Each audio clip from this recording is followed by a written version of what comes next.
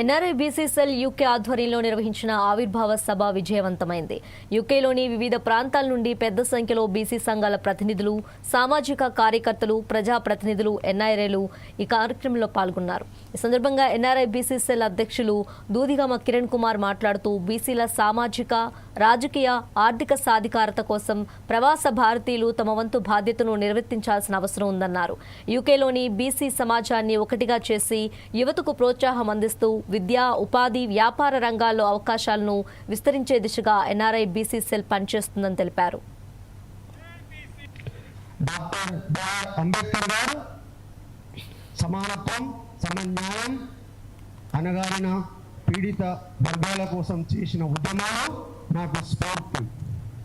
ఆ స్ఫూర్తితో ఈ సభ సాక్షిగా చెప్తున్నా, మన రిజర్వేషన్లు మన రాజ్యాధికారం సాధించేంత వరకు ఆ ఉద్యమాన్ని ఎక్కడ ఆపనని చెప్పేసి మాటిస్తున్నాం.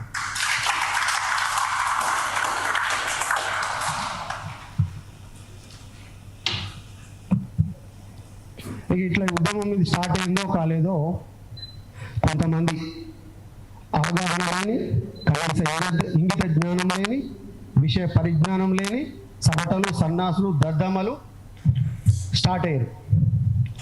ఏమని, ఎందుకా ఈ బీసీ ఉద్యమం, దేనికా ఈ ఎన్ఆర్ఐ బీసీ ఉద్యమం, ఎక్కడున్నారా, ఏం మాట్లాడుతున్నారా?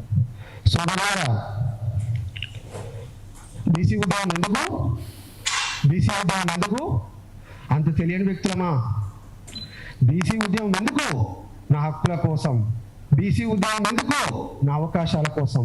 బీసీ ఉద్యమం ఎందుకు? నా రిజర్వేషన్ల కోసం. బీసీ ఉద్యమం ఎందుకు?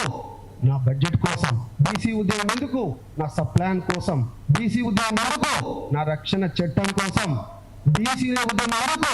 ఇప్పటికీ కుమార లాంటి ఇన్సిడెంట్స్ మా బీసీల పైన దాడులు జరుగుతున్నందుకు.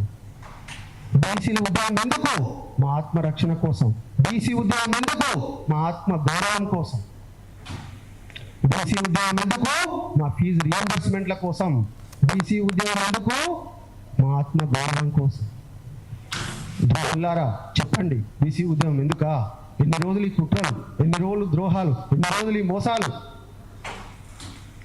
ఎన్ని రోజులు? బీసీ ఉద్యమం ఎందుకా?